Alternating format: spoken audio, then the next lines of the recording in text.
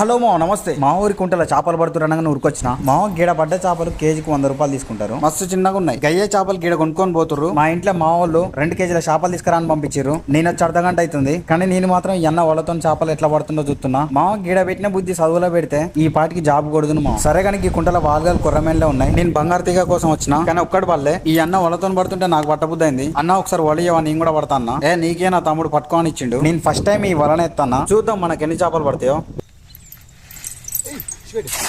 నేను first time ఈ వలను మంచిగా ఇసిరిన అనిపించింది. నాకు తెలిసిన తమ్ముడు ఫస్ట్ టైం వలను ఇసిరేటప్పుడు వల మీదేసుకొని పడ్డాడంట. ఇష్టమైన పని ఎంత కష్టం ఉన్నా సింపుల్ గా చేస్తాం.